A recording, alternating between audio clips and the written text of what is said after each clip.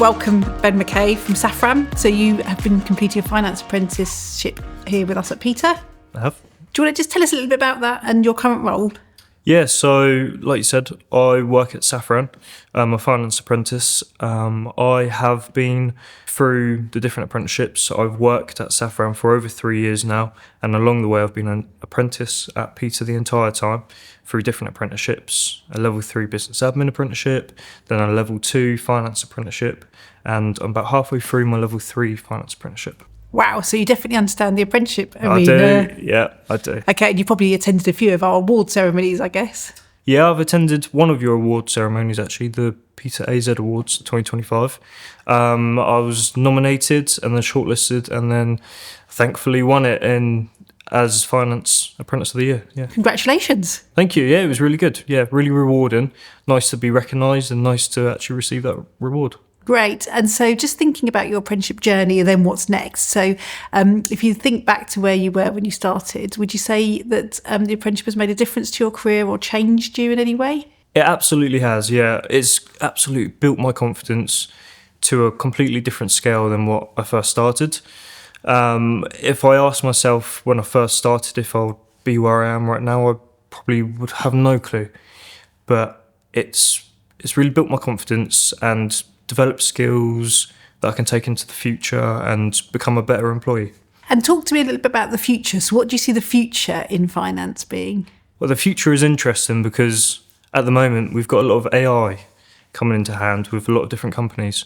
So I visited the Gloucester department of Safran, which is accounts payable and accounts receivable. This department has been introducing AI into their team, and it's quite literally using a robot to complete the transactional skills that an employee would complete. And that is bonkers, because going forward, that could become something completely off scale. It could take over a whole employee's finance role. Or maybe it won't. Maybe it needs an employee to actually use their brain to think about what happens in the background, how this impacts the organisation, the impacts it might have in the future. So, yeah. And so what do you think you need to do then to keep up? Learn AI. Okay. That's what I need. To keep up, I think I've got to keep on developing my skills. I need to understand the organisation and understand it in a way that AI probably can't. That will then change me and make me a better employee than what AI could be. Great. So what do you think the biggest skill you've learned is so far? And what do you think the biggest skill is that you need to take you into that future? I think my biggest skill is personal-wise, confidence and communication. Yeah. I can confidently approach people within the organisation, which I probably couldn't have at the start. I can communicate with them. I can communicate to different audiences, presentation-wise. I can actually put myself out there and confidently deliver a presentation. This is quite important going forward because within my job role and approaching my different qualifications and becoming fully qualified, this is what it's all going to be about, is delivering results and delivering impact on the organisation.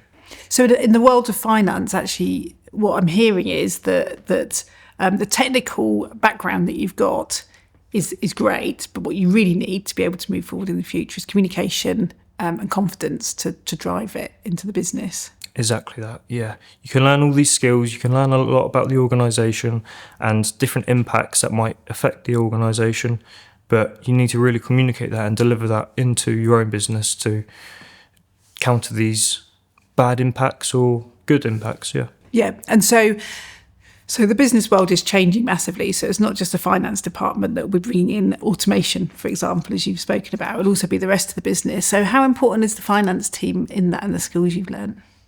It's quite important because finance, we provide an overview of the whole business, to the different managers around site. So to really understand exactly what goes on throughout the entire business, automation-wise, is quite important. In engineering, robotics it's entering the industry. You know, I've seen it firsthand where robots are quite literally doing the inspection work that an employee can do on all sorts of engineering products. It goes down deeper than what the human eye can even see itself and try and take results and quickly analyse what it's actually looking at. So engineering and robotics is going to be a big change in the future. And do you think that's from a productivity point of view or from a compliance quality point of view? Productivity, I mean, a robot can do something an employee can do. So honestly, speeds up time. The employee can then focus on something else. A quality assurance point of view, I think it almost acts like the final sign-off. A human has seen it, a human has analysed what the product is within engineering, and then a robot has come along and done the same thing. So you've seen it from a human's perspective and a robot's perspective. Two very different perspectives, but ultimately they're there to ensure the quality is up to standard.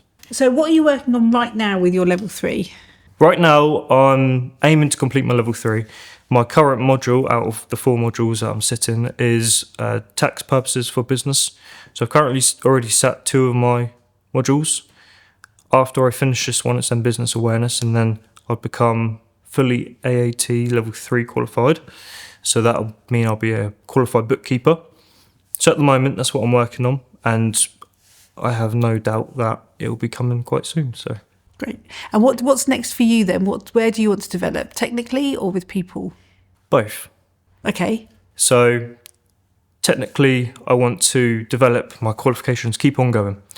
Level 4 is approaching. Level 4 I'll tackle. That's what I want to do. People-wise, I want to keep on making those connections. Make the connections throughout finance and throughout the aviation industry. And then that way I'll be able to hopefully combine both, maybe see where progression takes me and where it can lead in the future. So talk to me about the advice you would give somebody undertaking an apprenticeship now, given the world shifted even since you started your apprenticeship back in, 3 years ago, you said? What advice would you give someone now? If you haven't already started an apprenticeship, start the apprenticeship. If you're curious about it, there's so much information online. You can contact Peter and they'll give you advice. If you're already on an apprenticeship, keep on going. Keep on trying to put in all the hard work that you're putting in. Keep on progressing through the different levels. At the end of the day, you're going to see a qualification at whatever age you are, which is going to change your life. It's going to change your career. And what impact do you think you've had on Safran finance team? I think I've brought a very young perspective into the team. So my team's more mature adults, older age range. So I've brought a fresh, young perspective into the team. I think this has helped the team. This has mixed it up a bit. This has brought a bit of youth to the team. And at the end of the day, they're here to help me help them. I'm the finance apprentice within my team. So the better contribution I can make to them, the better contribution they're going to make to me. So you mentioned about winning the award at the AZ Awards. You've also been to the House of Commons, is that right? I have, actually. Tell me about the House of Commons. So this was exciting.